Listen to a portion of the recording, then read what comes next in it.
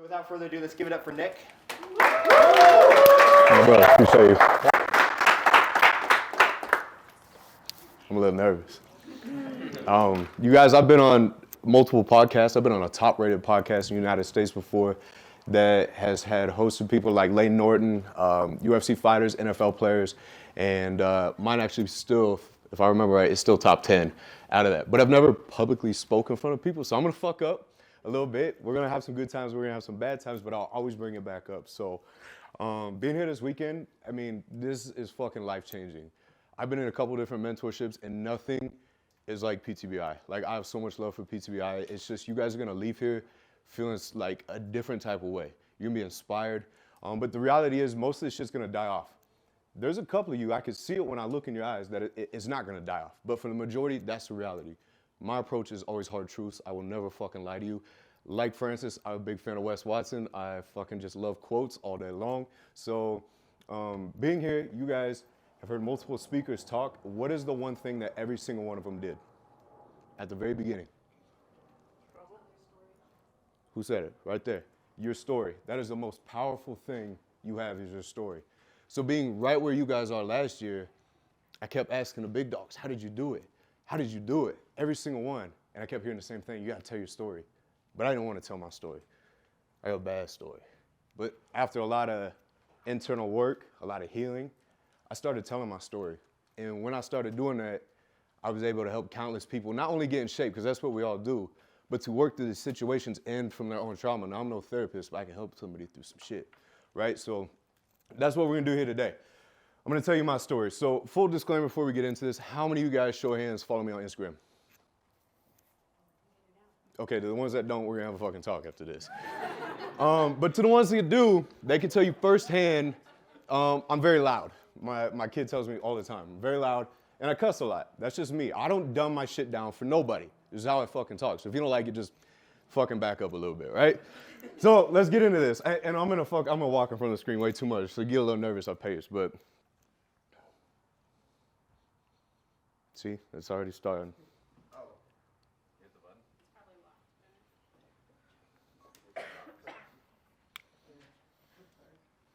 It's not on.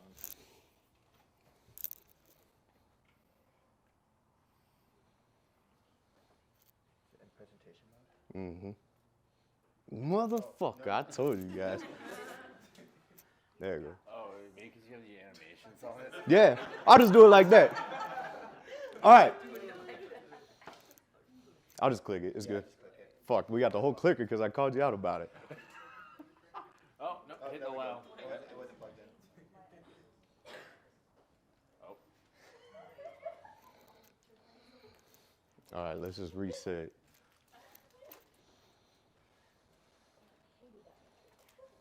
All right, now it works. Let's try this again. Who the fuck is this guy? That's me. You guys, if you have not met me, it's mandatory after this. That's the whole fucking reason of being here, is to connect with one another. I've tried to go up to you. I've tried to follow you guys on Instagram. Every single person in here should be following everybody on Instagram. Don't be like I was last year, a little pussy bitch standing in the corner, scared to talk to Francis because he's big as fuck. And then you go talk to him, and dude's fucking nice as shit. Like, he's a fucking genius. Please step out of your comfort zone. I know it's the last day, but it's just something I had to put in there. So this is me. My name is Nick Green. I currently live in Colorado Springs, Colorado. I'm a husband, father, journeyman electrician, and I'm the owner of No Limit Fitness by Nick Green. So I'm gonna tell you guys about my current routine. As I said, I'm a journeyman electrician. I still work full time. And we're just in that sacrifice state. I wake up at 2 a.m. every day. I wake up at 2 a.m. every fucking day, whether it's a training day or a non-training day. If it's a non-training day, I wake up, half-ass awake, I waddle over to the bathroom, I take a piss, and then I go back to bed because we gotta get some sleep, right? If it is a training day, I wake up and I go, fuck! I gotta do it again. I gotta be that motherfucker that gets up again. I live in a city with over 500,000 people. I'm the only motherfucker out. I show up to the gym first. I always say I like to show up. My wife says, no, you like to show off, and she might be a little right with that, but that's what time I wake up. I go to the gym, I do my warm-up, I work out, I do my cardio, I go back to the house, I let my dog out, I shower, I get ready for work, I pack all my meals for the fucking day. I leave the house by 5:45. I drive an hour and 15 minutes one way to work every single day. I've been doing this for 3.5 fucking years now. Where I work outside as an electrician all year round, all weather conditions. Fucking snow, middle of summer, we work in the middle of a desert. If it's raining too much, I tell my boss to fuck off. I ain't doing that shit. I'll wait till it dies down and then I'll go back out there. I'm taking fucking disco calls in the blue shitter at the job, trying to hide from my boss. Like, you guys, I'm just 100% serious. And like, I'm on my phone all day. My boss gets pissed. I'm like, fuck you, I'm making money right now, bitch. But I get off at 5:30. I drive back home. Traffic's fucking worse, so it takes longer. I immediately go up to my office. I'm on a mentorship call. I'm on a sales call. I'm adjusting a client's program, whatever it is. Shower, eat my dinner, go to bed, turn around, and do it all over again the next fucking day. Yes, it fucking sucks. It sucks. Sacrifice creates a paradise. Sacrifice creates paradise. That's a quote. That's a Wes Watson quote right there. But it's just in that time. You guys seen the top dogs doing it. Some of you are doing better than me right now. I love it. But right now, that's my current routine. This is my current life. This is my beautiful wife, Paige. Baby, you raise your hand. Everybody make you feel uncomfortable. That's my best friend, man. That's my life partner. That's my wife. We do everything together. I don't have no fucking friends. We do everything together. I would not be here today if it wasn't for her. I would not be here today if it wasn't for her. She actually seen Zach's ad first and sent it to me, so. This is my beautiful daughter, Malia. She's 9 years old, and this is my puppy, Roma. She's a lot bigger than that now and still thinks she can get on my desk like that. You guys, it's a picture-perfect life. I love my life. I have everything that I ever fucking asked for. Like, I love it, but it wasn't always this good. So what I'm gonna do is I'm gonna take you back to the very beginning. Believe it or not, I was born and raised in Burlington, fucking Iowa. No, I was no farmer. Don't try that shit with me. Yes, there's cornfields there. Yes, people eat steak and drink Busch Light. Like, there's just not a lot to fucking do. Burlington's right here, southeast corner. Chicago's like 3.5 hours away. There's Kansas City, St. Louis. And it's a population of 23,000 people. Like, it's just not a lot of fucking things, or not a lot of things to do here. This was the house I was born in, 1006 Elm Street. This house was a shithole when I lived in there. And as you guys can see, it's in a very rundown state, but it got in such a bad condition, the city of Burlington put it up for $500 fucking dollars. Somebody please buy this house. Somebody please buy this house and fix it up. Now, my Aunt Shani, she lived in this house before I did. She was murdered. And so my grandfather bought it as like a memorabilia kind of thing, but with his older age, he couldn't keep up with it, so he just sold it to some other Mexicans for like $1,500. He's gangster like that, man. He flipped it. And then these are my siblings. I have one older sister, Natalia, and I have 4 younger brothers. That's Tyler, that's Drew, that's Spencer, and that's Isaiah. Growing up, man, things were fucking tough from the start. My mom and dad got married when I was young. My mom had my sister at 16. She had me at 19, and she had my brother Tyler at 22. I couldn't tell you what age my parents were when they got married, but after Elm Street, we lived in a couple of apartments, and then this was the trailer we grew up in. This technically isn't the trailer, as the one I lived in burned down, but they made some upgrades. Like, they actually put a driveway there. This tree is a lot bigger, and there used to be a sign right here that I would bend back, I'd put my Hot Wheel cars on, and I'd fling them at cars as they drove by. Like, I was bad as fuck. But we lived in the trailer for some years, and then, as you guys can see, Elm Street was a shithole. Living in a fucking trailer is some 8-mile shit. Like, what the fuck? But times are hard, right? My dad was like a night stock guy at a grocery store. My mom was like a CNA or some shit. And people, I don't fucking know what she was. But we just didn't have a lot of money. And so people talk about, it's not all about money. It's not all about money. I've never seen you wake up early for personal development. The only thing I have seen you wake up for is for a very small amount of fucking pesos. So it is about money, sometimes. Sometimes. And when you don't have a lot of money, it creates a lot of conflict in the household. And so my parents, they got in a lot of fights, arguments. I mean, you guys see where we lived, and they eventually divorced. Now, me and my dad were real close. Like, I looked up to him so much as a young kid. I wanted to be like him. I wanted to watch, like the same football team he did. I wanted to dress like him, talk like him, all of it. And, you know, when they split up, he took this very hard. Now, I'll be honest with you guys, my last name is Green. Not one person from that whole family has ever amounted to shit. Not one. Everybody is a drug addict, been in and out of prison their whole life. Not one. And so when he got depressed, like, he took this very hard. He started hanging around that side of the family. This is my dad, this short, white, bald dude right here. As you guys can see, I'm not very tall. It's because of him, and he's bald, and my hair's thinning out because of him. But I'm like 5'9 3/4", which is damn near 5'10". I'm 5'11 with my work boots on, so I'm 6 foot tall. But this was downhill. This is downhill from him. he took this very hard and he started hanging around that side of the family again, right? And then so my mom didn't understand this at the time, but he started doing drugs with that side of the family. Now, she would still let me see him once a week. She would take me to his house, drop me off a week later. She'd pick me up. I'd be wearing the same clothes she dropped me off in. She'd be like, did you even fucking eat? But yeah, we had tons of cereal. It was fucking awesome. Like, I did whatever I wanted. I didn't care. But how many of you guys in here, show of hands, know what a trap house is when I talk about a trap house?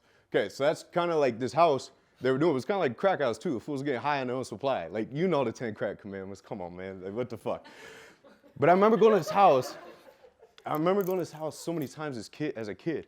And they just pushed me in the other room and be like, hey, just play this GameCube, play this Nintendo 64, whatever it is, just stay over here.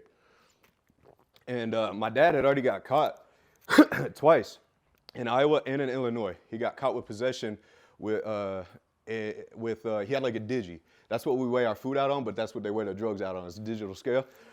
And he had some like residue in a pipe or some shit. So they're already kind of watching him. Now this house that they were at, there was this lady that was always there. She always had her hair in pigtails. I couldn't tell your name, but she was always super nice to me. She always give me popsicles. She always give me treats or whatever. I didn't know what they were doing, but one day she was at this house. The house that I was at so many times, she was all tweaked out, and there was guns at this house that when everything went down was my dad's. No serial number, scratched off. You buy it off the street for $50 fucking, like crackhead shit, right?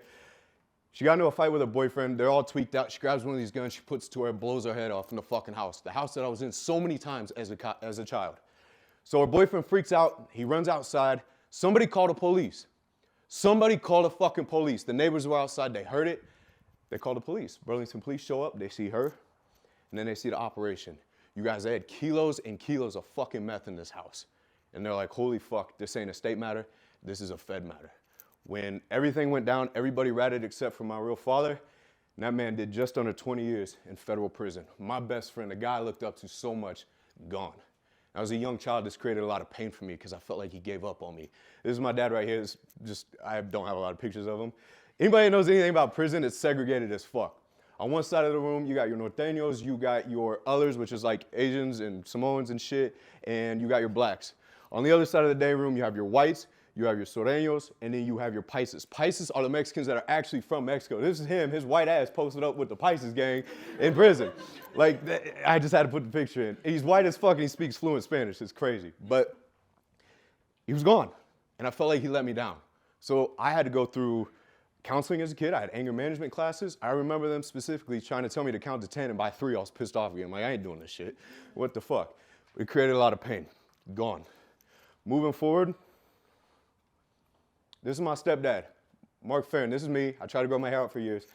I had the Justin Bieber flip.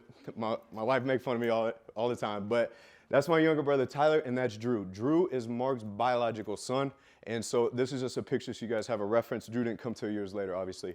When Mark came to the picture, I didn't like him, and he didn't like me very much, right? It's just, I don't know why you would get with somebody that has 3 kids already, but that's what the fuck he did, and so it just created a lot. Like, I still wanted to be with my dad.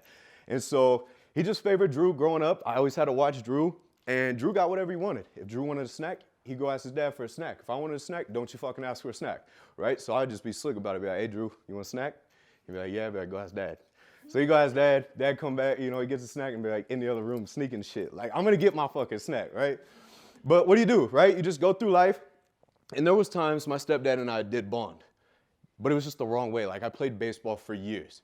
But he taught me how to catch a baseball, but it was the wrong way. He's like, I'm going to throw this fucking baseball at you until you catch it. So I did. And then when I started catching it, I'm going to throw it fucking harder. Who teaches a kid to catch a fucking baseball like that? I don't know. But he also bought me my first pair of boxing gloves. Now, how many of you guys in here have seen the Rocky movies? Show hands. Okay, so the ones that have, you guys know Mickey is his trainer, right? And then there's Rocky. I loved it. He introduced me to the Rocky movies. I fucking always had this vision that he would be my Mickey and I'd be Rocky, put me through training camp, and we'd win fights. Like, I was so inspired as a young kid, but it was never that. There's the Justin Bieber here. It turned into a form of punishment. It didn't matter what it was. If I slipped up on my chores, if I backtalked my mom, if I got in trouble at school for fighting, he had 2 forms of punishment. And the main one is so fucked, but like I said, I will always tell you guys the fucking truth. He would call it lay down. Now, he only did this to me. He didn't do it to my sister. He didn't do it to Tyler, or he did it to Tyler, my other brother, but he didn't do it to Drew. Drew is not a thing. He called it lay down. You lay down on the middle of the floor, and he would step on your chest until you pass out. You ever see anybody get knocked out? They get all stiff, right? And they're just kind of tweaking a little bit. That's what happened. I had to watch my brother go through this. My brother had to watch me go through this. It was hard fucking times, right? But eventually I got to the point, I'm like, I ain't fucking laying down. You know what I'm saying? I know it's gonna come of it, so he started putting me in a chokehold. My stepfather's the only man on this earth that has ever knocked me out.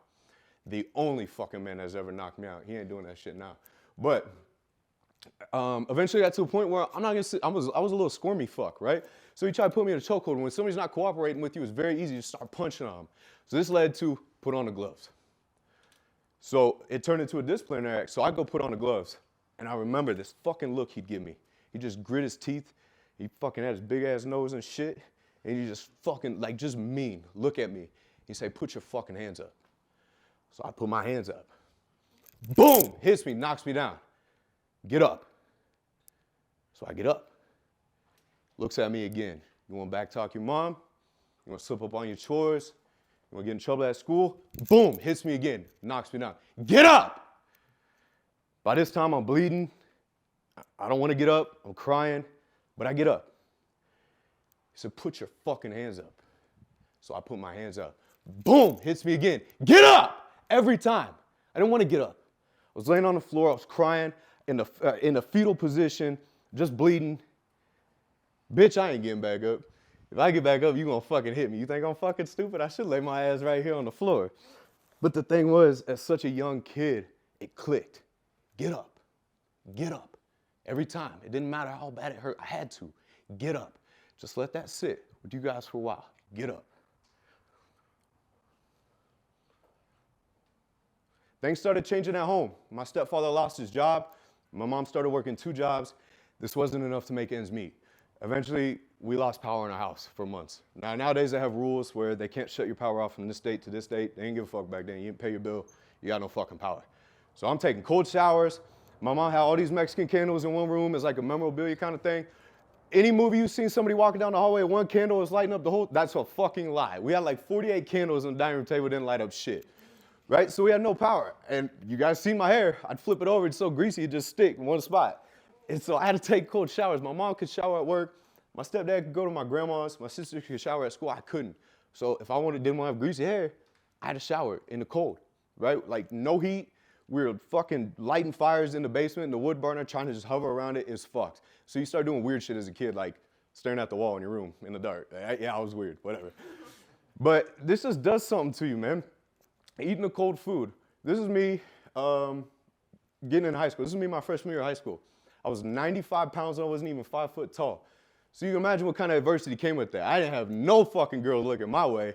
And I have no friends, but I love school because I could get away from the prison at home. I could be who I wanted to be. Right? I didn't have to hide. I was a mouthy fuck. Yeah, I was bullied like crazy, but what the fuck are you gonna do? I'll throw my textbook at you, bitch. Like, fuck you. You know, I'm just saying, like, I could be who I wanted to be, right? But school life was just bad. And then things started changing at home. My stepfather started favoring my sister a lot, which was weird to me because you didn't like us. You've never liked us. You only liked Drew, right? And then so he just started keeping me busy with chores. He'd pick her up from school and he'd make me walk the miles back to the house. And every day I had to get home. I had to rake the leaves. I had to let the dogs out. I had to pick up the dog poop. Whatever it was. Massive, massive amount of chores to keep me busy. So I started questioning, is something going on? That's fucking weird, dog. Like, what the fuck? And I got my ass beat. I got my ass handed to me for questioning anything out of the ordinary like that. And I'm like, fuck it, dude. Maybe I'm tripping. Like, fuck, I don't know. Whatever. So you just move through life. The house we were living in eventually got foreclosed on. This is public information. All it takes is for one motherfucker at school to find out you got foreclosed on, you the broke dick motherfucker at school. Yeah, we ain't got no money, shit. So my parents got foreclosed on the house. My parents took loans out in my name to get the house that they live in to this day. Nothing like fucking your credit up from the start, man. It was terrible. But that's what the fuck they did. So eventually going through life, going through high school, I did 1 year of college. It wasn't for me. I just wanted to party and do my own thing. I say this all the time. I do whatever the fuck I want to. My wife probably doesn't like it, but it's true. Like, I do whatever the fuck I want to. Now I know I have a boss. I know what needs to get done. And I just don't let nobody disrespect me in any sort of way. If we have a certain agenda to get done, I'm going to get it done. But you're not going to talk down to me. And so eventually, this created a lot of animosity at my house, or at my mom's house. She's like, you need to start paying me $50 a week if you want to live here. Like, hell no, you took loans out of my name. I ain't paying you shit. So this just created problems. Eventually, I moved out. This was the first house I bought at the age of 21. Bought it for $70,000. I was just trying to live a normal life. Like, do whatever I wanted to. I wanted to make my own rules. I'm not answering to fucking nobody. Little did I know things were about to change for the worse. The truth always comes out. One day, my sister, she's dating this police officer at the time. She calls me up, and she's like, hey, I need to come over. I need to talk to you. I'm like, sure, yeah, come on over. Now, at this time, I'm working. I'm an electrician, but I'm just kind of drinking, you know, doing my own thing, whatever. And she comes over, and she has this hard conversation with me. She tells me the truth. She's like, I've been lying to you for some years.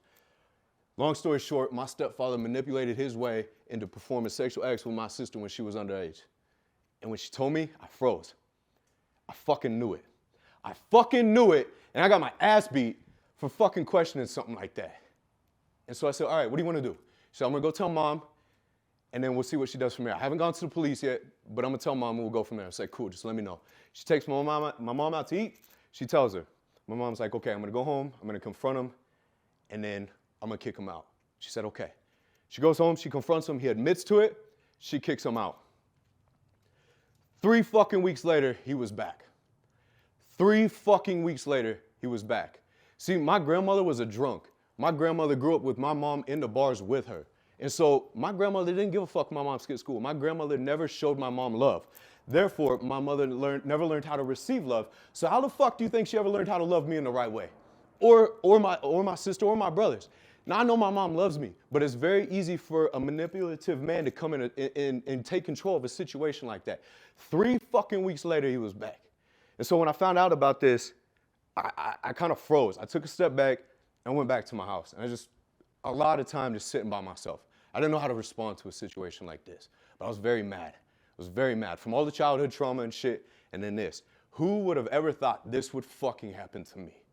I couldn't believe it. So eventually, I'm like keeping my distance. My mom, she's called me up. I had a St. Bernard at the time. His name was Rocky. He was my best friend. But she calls me up. She's like, hey, you need to come get Rocky. We can't take care of him. So this is the first time I go back to the house after everything is out in the open, right? Keep in mind, she still says she hasn't gone to the police yet. So I go back over there. I load up my dog, get all his dog food and shit, and I'm about to walk out the front door, and I stop, and I see my stepdad sitting right on the couch. And I turn around, and I said, do you have anything you want to fucking say? And he's like, I'm sorry. I'm sorry. I'm like, shut the fuck up. You take that sorry shit, run it down the fucking road for somebody who cares. Man, you have no idea how big this is going to blow up. She hasn't gone to the police yet, but if she does, this is going to be huge. This is going to be all over. I'm like, fuck you. Get up. Get up. So I start calling him out. Let's go in the front yard. I'm going to show you what the fuck you created. And he wouldn't do it because he knew I was going to fucking kill him. He sat there. And then I look at my mom, and she's crying. And I'm like, really? Ma? After all that shit he fucking put me through, look what he did to your daughter. Like, what the fuck? She couldn't say anything. She just sat there and cried and closed her eyes. I said, fuck you guys. I'm out. Don't ever fucking talk to me again. I left. I went back to my house, told my sister, I said, listen, it's just me and you. She wasn't surprised what happened, right? She knew how my mom was. She knew, the whole family been like that. So I said, it's just me and you. She said, listen, I gotta be honest with you. I already been to the cops. They already have a full case going on. I'm like, all right, what's up? And she's like, well, there's some things in this case, right, that, you know, there's some wording in this case. I don't know. And I'm like, what are you talking about? Long story short, she started telling the police a lot of fucking lies. She started telling them things like my stepfather put a gun to my head, said he would kill me, all this other shit. And no, he ain't say that shit. And one, I don't fucking like police, so I don't talk to police. But I said, nah, if we're gonna, I understand what he did was fucked, but if we're gonna do this, let's do it the right way, right? That's still my little brother's dad, right? So let's just do it the right way. She didn't like that, she cut me off. Done. No fucking family left. I start partying like crazy because I didn't know how to act. I'm by myself in this house alone. I start drinking all the time, and then I start doing drugs. I'm doing a massive amount of cocaine. I'm taking a big homie to go pick up the load. We're driving back. He's breaking me off a corner piece, throwing it to me. Hey, have fun this weekend. Stay safe. Anybody wanted a gram from me? I'm breaking off 0.5, walking to the kitchen, getting the Arm & Hammer, filling it up. Get the fuck out of my house. You got something you want to say, bitch? Get the fuck out of my house. I didn't give a fuck. I was such a grimy motherfucker at the time. I was just mad. I was so mad at the world. And so this is how I'm still working at this time, but I'm a half-assed motherfucker. I spent all the holidays alone. I spent my birthday alone. There's this thing called like Blackout Wednesday. It's like the night before Thanksgiving, you just get demolished drunk. My business name is No Limit. If we're fucking partying, there ain't no limit to this shit. I'm going the full fucking way. If we're fighting, yeah, we going the full fucking way. So that's what I did. I'm fucking center of attention. I'm slamming tequila. I'm standing on the tabletop. I'm loud. You guys hear it right now. I'm fucking loud. But all the holidays I spent alone. That next morning after Thanksgiving, I woke up. I walked down to the gas station. I bought 2 frozen pizzas and 2 fifths of New Amsterdam. I ate the pizzas and I drank until I passed out again. That's how my holidays were spent. Christmas, all of it. Just me getting drunk by myself in that living room, at that couch, with that coffee table, in that drink, and that dope. That's all I did. I didn't talk to any of them for over a year. Then it all became public. When it became public, it was everywhere. Front page of the newspaper, Mark Farron faces 46 years in prison for sexual assault on a minor. Front page of the fucking newspaper, and everybody knew that was my stepdad. Everybody fucking knew. Small town like that, everybody talked, right? It was on the fucking radio. It was on the news. Everybody fucking knew. People sharing the link on Facebook, talking so much shit. I started shutting down. I didn't know what to do. But with this, created a lot of anger. And I fucked up, damn it. It created a lot of anger. And so naturally, I kept to myself for a little bit, but then I'm out in public and people talking out the side of their neck and shit, right? Then I just became very aggressive towards this shit. I'm carrying guns around at the time because I'm such a grimy fuck. I got liquor in the car, I got a bag of dope. Anybody gonna try to, please give me a reason to use this gun. Like, please. It was fucking everywhere. It was fucking everywhere. It was very devastating. At this time, everybody knew, everybody's talking shit, and there was nothing I could do. Nothing. I just had to accept the fact that my family was the center of attention in this town full of 23,000. I mean, it was outside of that. Everybody fucking knew. Keep in mind, I still haven't talked to my family. 1 week after my stepfather was arrested, they came to the house. They arrested him in front of my younger brothers. They seen it all. A week later, my youngest brother, Isaiah, was born with Down syndrome. Not expected to fucking make it. So I went out to the hospital. It was the first time I talked to my mom, and I couldn't tell you how long. I was the only one there with her. As soon as he was delivered, she got to hold him for a little bit. Now, how many of you guys in here watch college football? Show of hands. Okay, not a lot. I don't fucking watch it either. But in Iowa, they have a children's hospital. It's the University of Children's Hospital that looks over the stadium. It's the children's hospital where they have the cancer patients, kids that ain't expected to make it. That's where Isaiah was for like 6 fucking months. Immediately rushed him there. I knew my mom needed my fucking help. My mom has no money. She still has no money. She's been working at the same place for like 20-some years, makes like $20 an hour, right? So I knew I had to help her. It was my responsibility. I still have my younger brothers, right? I had to help them out. That's the University of Iowa. That's the Children's Hospital right there. Every game at halftime, everybody in the stadium turns around and waves to the kids. And the kids from up top turn around and they wave back. That's where Isaiah was. I couldn't tell you the amount of times I was in the top floor of that hospital just looking down, mad at the world. Like, I could not believe this was all happening to me. He's up there, multiple surgeries, time and time again. Eventually, we got to bring him back home. There was good times, and then we have to rush him back. He didn't have a lot of oxygen at the time. And then he scared me more than ever. I was in my mom's living room one night. I'm just nurturing him. I'm just holding him, rocking him. I said, oh my God, Mom, something's wrong. She comes running in. She said, oh my God, he's not breathing. He's not breathing. She calls the ambulance. I have to pass my lifeless brother off to the EMTs as he still wasn't breathing. And I couldn't believe it. And then one of the fucking EMTs, he knew me. He's like, hey, nigga, how you been? Man, shut the fuck up. What do you mean how I been? My brother ain't breathing. How the fuck do you think I am? This is how I talk to everybody. I was so fucking mad all the time. Why is this happening to me? I go to school, man. Nobody else got their power shut off as kids. Nobody else family in the fucking front page of the newspaper on the news and shit. Nobody else family going through this. Why me? Why me? It was the ultimate test, right? And so many times I just wanted to give up, but I kept pushing through. I kept getting back up throughout this time. When the times get hard, I keep getting back up.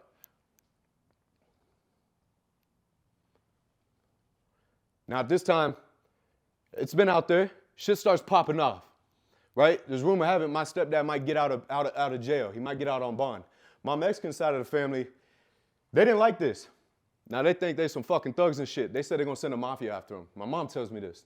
And now this time, everybody's in the grocery store. They're talking out the side of their mouth. It didn't matter like where it was, right? I'm just talking shit.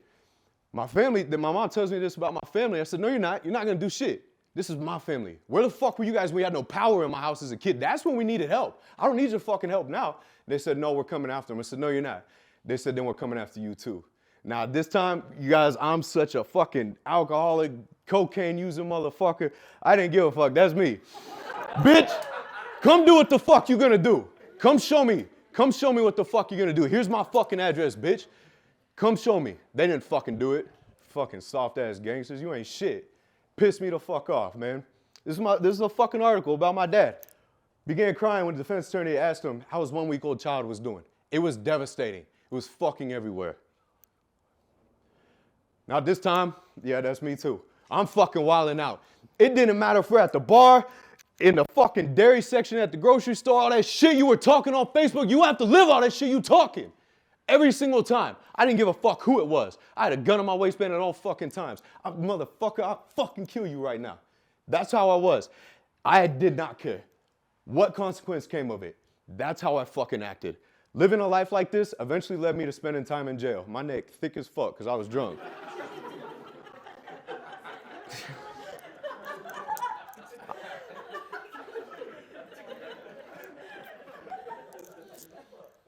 It was the middle of winter, too. I'm like pale as fuck. Living this way led me to spending time in jail. I lost my license. I went to jail. All of it, right? This was very downhill for me. Now, at the time, I'm already fucked up, right? Like, I'm still going to work, but I'm a half-ass motherfucker. I'm calling in. I'm still going to work. I'm still getting a check. But me and my mom were putting our money together to make ends meet. It was fucking devastating. But I remember I bought these pair of Jordans. These all-white Jordans. I was so happy about them. I fucking loved it. I couldn't wait to wear them. We had to rush Isaiah back to Iowa City again.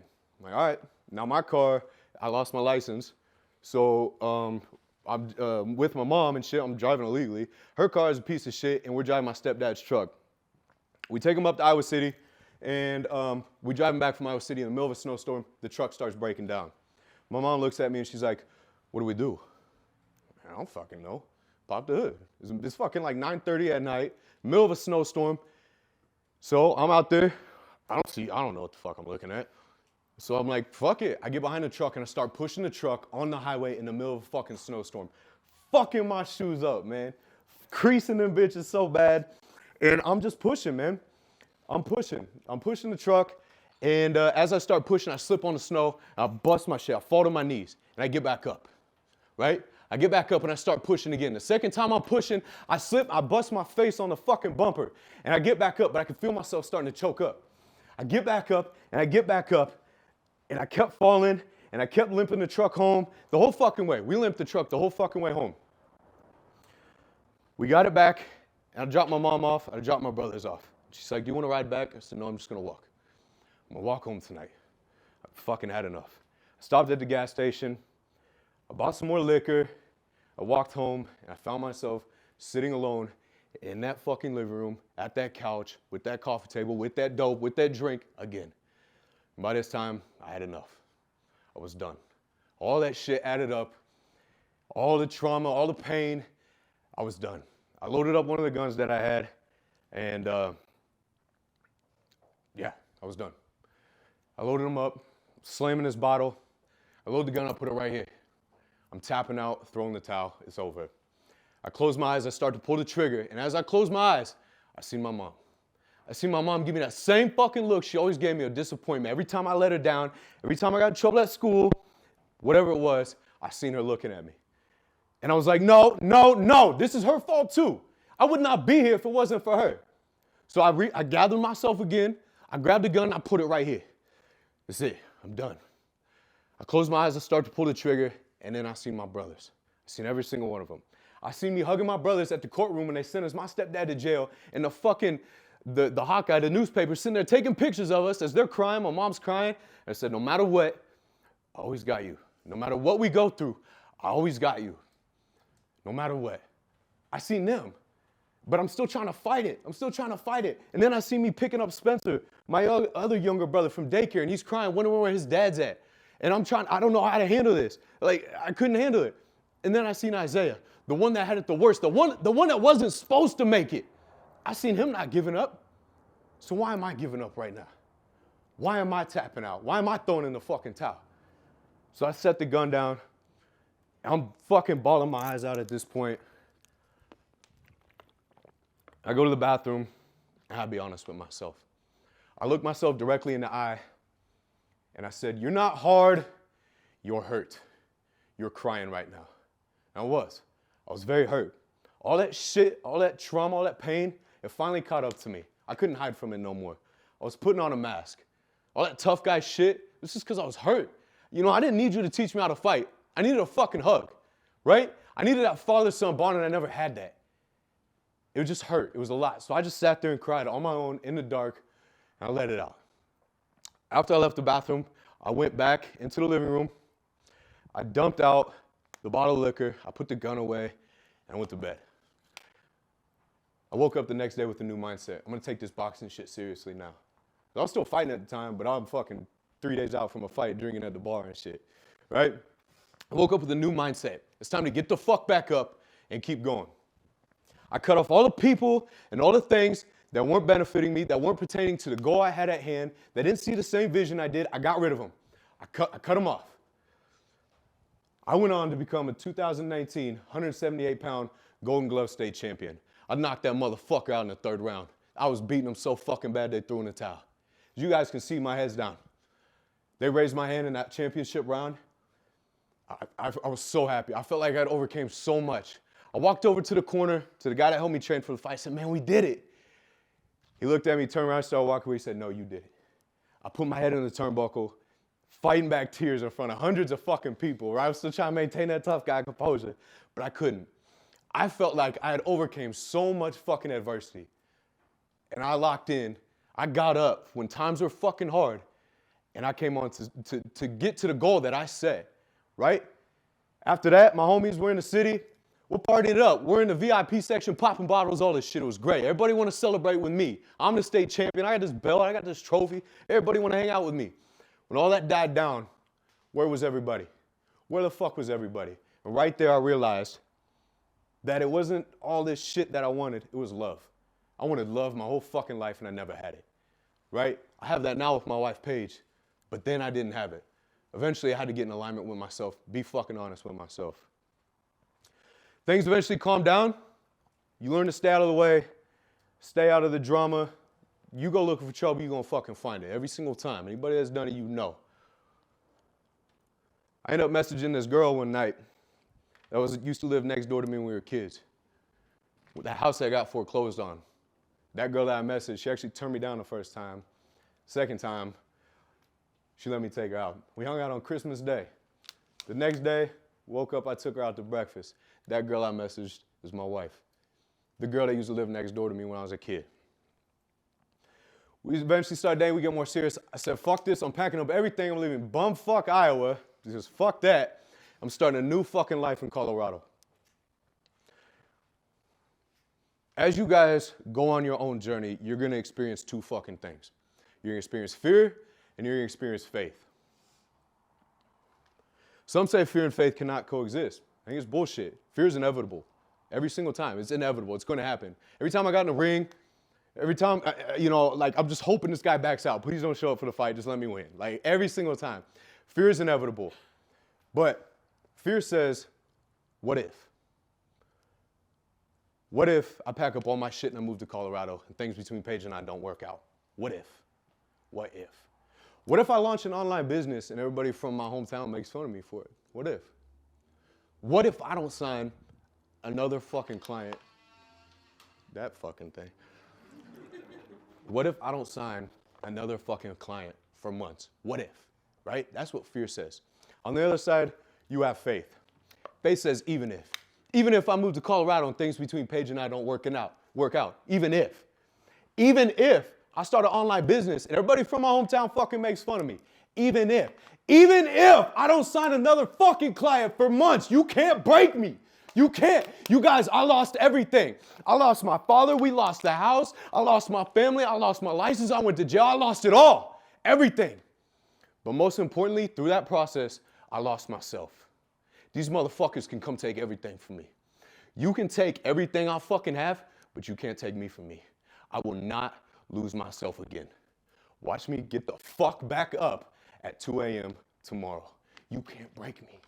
You can't fucking break me. You can't break me. And then you'll have those bitches be like, well, what time are you going to bed? Because that's not enough time. Bitch, shut up. I used to do cocaine. I didn't sleep, motherfucker. Shit. When you develop this unbreakable mindset, this intentional fucking mindset, things do get better. This fuckhead, thick neck over here, to me getting in the best shape of my life. You can't break me. $500 fucking house to my wife and I now owning a $400,000 townhome in Colorado Springs. You can't break me. You can't break me. Oh, shit. Isaiah, not supposed to make it. The toughest guy I know. Shit! To the happiest kid I know. That's my little brother, man. That's my homie right there. It's time to be honest, guys.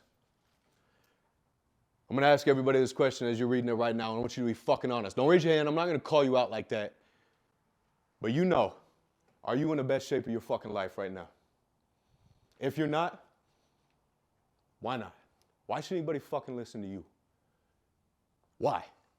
You're supposed to be a leader, right? You want somebody to look up to you, but you're half-assing it? I was a half-assed motherfucker when I was here last year. I was. The retreat was in October. I didn't sign one fucking client. Not one. Because I launched a business. I got a little LLC. It's cool, right? And I became very complacent. Why should anybody fucking listen to you if you're not in the best shape of your life? If you are, good.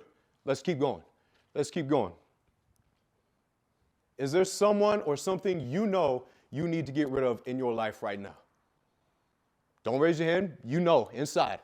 Don't you fucking lie to me. Don't you lie to yourself. You are a direct reflection of your business. If you try to half-ass this shit, it will catch up to you every single fucking time. The ones that are succeeding, the big dogs that we're all talking earlier, you heard Francis talk about it. You heard them all talk about it. Wanda, all of them. They got in true alignment with themselves. Why are you being a half-ass motherfucker? Why? Why the fuck should anybody listen to you? Your trauma can be the death of you, or it could be the life for fucking others.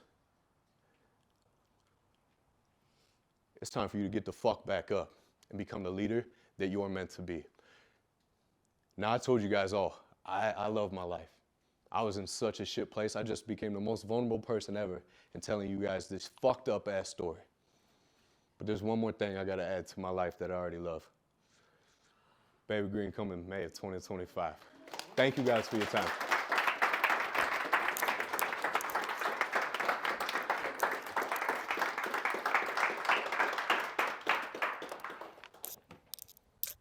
And fucking follow each other on Instagram. Holy fuck.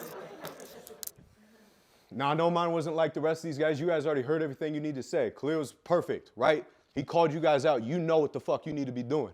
Francis told you the same shit. Alex told you the same shit. Wanda told you the same shit. Everybody knows what they're supposed to be doing. So I'm going to leave you with this. When the times get hard, when you're experiencing those test days, who the fuck are you on those test days? Test days are hard.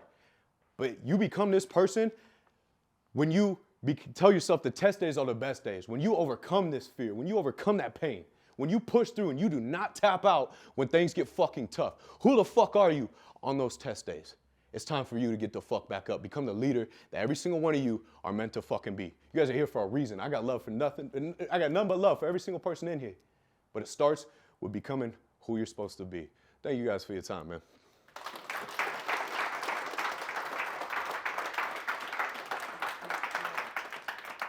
Y'all got questions? Shit. What's up, man? Can you tell us a little bit about your business and No Limit? Man, I told you, shit. No limit? There ain't no limit to this shit. There really isn't. What, like, just not putting a fuck. I'm so big on mental toughness. Why the fuck you think I get up at that time every day, right? Doing the hard things. I'm not no runner. I just ran 26.2 miles in a marathon. It fucked me up. But it's the absolute refusal to tap out when things get hard. Who are you? Who are you? Some of you guys are upset you didn't get a fucking sale. Zach, it's not working. Oh my God. Are you showing up to the calls? They all called you out and even got to get into it. Who are you on those? There's no limit, right? There's no limit to this shit. People are so easy. People are fucking bitches these days, bro. They're soft as fuck. They don't like to hear the fucking truth. And that's just reality every single time. And so They come into PTBI, maybe sign 2 clients, and then it's a drought, right? Nothing. Like he talked about, you tracking your numbers? Well, no. Why the fuck not? There's no limit to what you truly achieve. You cannot lose if you do not quit. You cannot lose if you do not quit. Who are you on those test days? That's where No Limit came from. And it was like the only thing I could think of.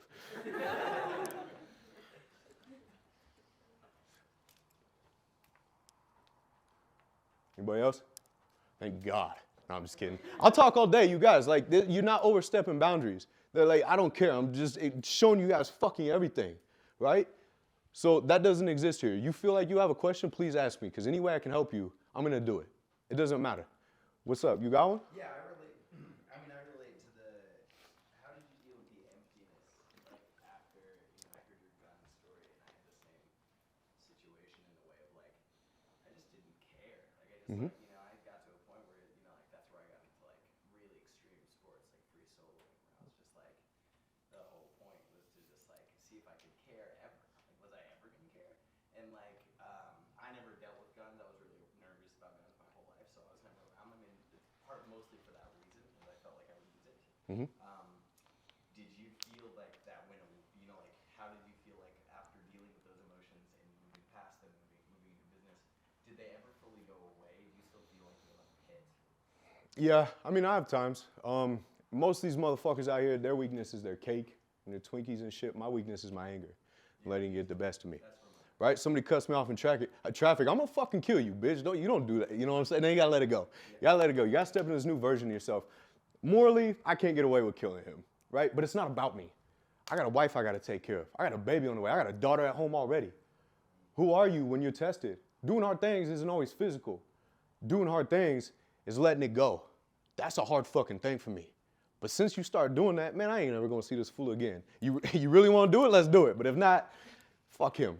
So that's how I overcame the situation. This still does get the best of me sometimes. It fucking happened last year. Somebody pushed Francis. I was taking the light off the wall. I was gonna smack him upside the fucking head with it. I'm just crazy like that. But, I mean, your question was kind of long-winded. You were asking how I overcame. But, like, do you still feel like, I mean, the pit, the emptiness, the loneliness, like, from your childhood, do you feel like you got over the childhood trauma of that, or do you feel like you still have that? It's always there. My memory is immaculate. I won't forget nothing, but I've moved past it. I'm like the moderator of my family. I have to love my mom and my dad and all that. I forgave everybody. My real father and he's out of prison. I talk to him all the time. That man gave up on me. He never showed me shit. He gave up on me. We're cool. My stepfather fucked up my whole life. We're cool. People don't agree with it. We're cool. All that pain you experience, you have to fucking extinguish that, or you're gonna pass it on to my daughter. Right? You're gonna pass it on. It affects your relationship. I'm good. I never forgot. I'm good. You have to let that go, or it'll consume you, and it consumed me for way too fucking long. Yeah, I think letting it go is like... Let it go. People think I'm weird. Whatever, I'm weird. You don't live my fucking life. You don't. And I'll get crazy, right? You have to forgive and you have to move forward. So yes, the pit's still in there. I still see people. I see them raising their kids. Man, I wish I had that. But now I have the opportunity to do that with my kids. The thing that I never did. I still struggle. That's my best friend right there. She helps me take care of everything. She has to check me sometimes when I'm being too hard. It's just how I was raised. But then I realized self-reflection is the biggest thing you can do, the best thing you can do to move forward and understand who you fucking are and where you're wrong. Call yourself out. Call yourself out. And that's how you move forward. I have to admit I'm fucking wrong all the time. I'm wrong for about wrecking my car into this dude. I'm wrong for talking to my kid like that. I'm wrong. I need to chill out. It's a working process. It's straight, never straighten. The work don't stop, brother. The work don't stop. That was a good question. Anybody else? What's up? What's good, bro? I'm curious to know, it sounded like from that night you were talking about, you really, just looked yourself in the mirror and you got on your grind pretty immediately. But you're not even that much older than me, but, I look at you as like a older dude, like a bigger brother almost in a sense. And what I mean by that is you have a family now, you have a wife, you have a baby. How has that stuff, from even when you were on your grind before that, how has that changed you? I have a purpose. This is a conversation I have with a lot of my clients, right? You guys get it all the time. Clear, this ain't working out, man. This ain't working out. All of you guys, you get it. Why isn't this working? Why are we on this call right now? Why are we on this fuck call? Why'd you reach out to me in the first place? Because you needed help, right? So getting crystal clear on what the goal at hand is, that's your purpose. I don't want to get up at 2 a.m., sacrifice creates paradise. I have to. We're working on scaling it. Zach and I right now. We're working on it. But right now, that's just it. It's non-negotiable acts that I have to fucking do. It's not about me. I work with parents all the time. They're like, I don't know. That fucking donut looked pretty good. Walk your ass down the hallway and go in your kid's room. That's your whole fucking reason right there. That's your whole reason. So you have to get clear on the purpose. It's not about me. I have people that rely on me. It's a non-negotiable acts every day. You have to do it. It was a good question. Anybody else? What's up? How'd you heal from all of your childhood trauma? I knew that question was coming. I did breath work. Breath work, I only did it one time. It scared the fuck out of me. When I did breath work, I didn't know what to expect. I heard stories. When I did this breath work, it took me right back to that living room on Garfield, in that house, in that living room on that floor, and I felt my stepdad stepping on my chest again, and I felt pinned to the floor. And at that time, I wanted to get out. I wanted to get up. I wanted to leave the room. But I forced myself to stay. It's so easy to run away when things get hard. When things get hard, just run away. But I forced myself to stay. By this time, I'm bawling my eyes out. And then I seen a younger version of myself. I seen the kid version of me. It's fucking nuts because I didn't believe this shit at all until I actually did it. And I just gave him a hug. And I said, everything's going to be okay. That changed my whole fucking perspective, my whole life on that. But the biggest thing is a lot of self-reflection. A lot of people write shit down, just talk about it. I can't write shit down. I fucking can't focus that long. So I just talk to myself all day. Like, I have conversations with myself. Self-reflection, being honest with yourself. I'll talk to yourself in the mirror. Be accountable, be real. Sometimes I fall off and my wife has to check me, right? You have to be honest with yourself. So self-reflection is a huge thing that I realize, okay, I'm fucking this up. Now I need to work on this, right? Every so often I'll do good and then I'll fall back off again, but self-reflection is the biggest thing to help me get through that. Did that answer your question? Cool. Because sometimes I get on a tangent and I completely forgot the fucking question you asked me. Anybody else? Thanks for sharing, bro. Thank you for being here. Thank you guys all for being here. Thank you so much. Last year was fucking amazing. So I hope I left you guys with something.